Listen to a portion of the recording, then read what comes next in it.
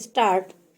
अध्यक्ष जी, जिस समय पाकिस्तान ने भारत पर हमला किया था उस समय उन्होंने देश की रक्षा के लिए महत्वपूर्ण कार्य किया था।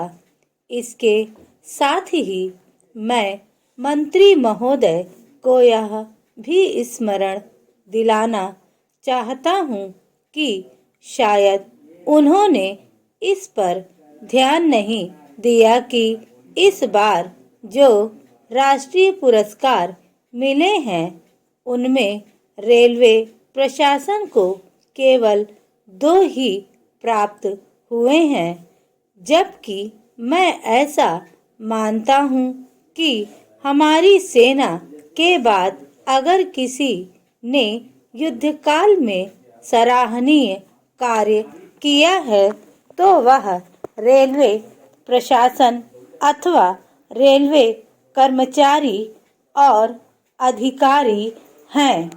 इसलिए उनके मनोबल को बनाए रखने के लिए और उनको प्रोत्साहित करने के लिए रेल मंत्री को इस बात पर भी ध्यान रखना चाहिए और इसका प्रयास करना चाहिए कि जो भी इस तरह के प्रोत्साहन मिले उनमें रेलवे का विशेष ध्यान रखा जाए। रेल मंत्री महोदय ने अपने वक्तव्य में भी रेलवे कर्मचारियों की प्रशंसा की है या उनको प्रोत्साहन दिलाया है, लेकिन यह प्रोत्साहन शांतिकाल में भी बना रहना चाहिए।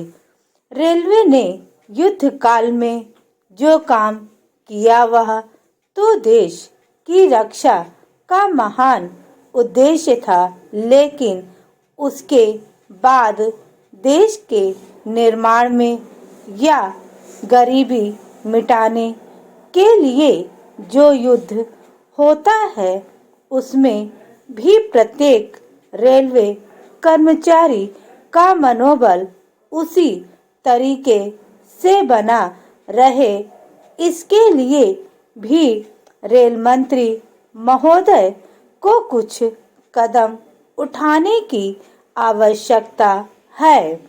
मैं ऐसा मानता हूँ कि वह किसी भी तरीके से करें, उनका तरीका कुछ भी हो, लेकिन उनको यह करना चाहिए कि जितने भी रेलवे कर्मचारी हैं, जो भी रेलवे को मुनाफा हो उसमें वह साझीदार हों।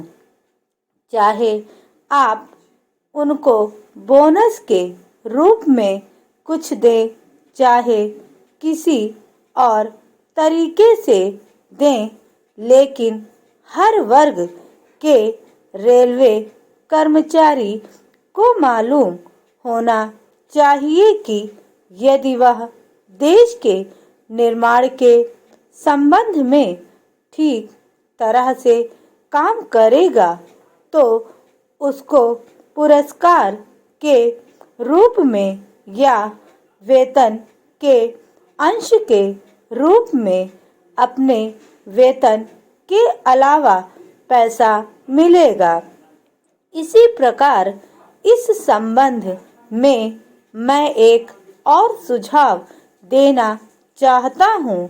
स्वतंत्रता के बाद रेल प्रशासन भारत सरकार का प्रशासन हो गया, लेकिन यह लोकसभा एक विशेष उद्देश्य को लेकर चुनी गई है।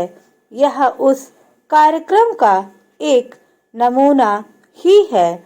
गांधी जी ने जीवन के सभी पहलुओं पर प्रकाश डाला था। धन को वे समय से व्यय करने के हक में थे। स्टॉप।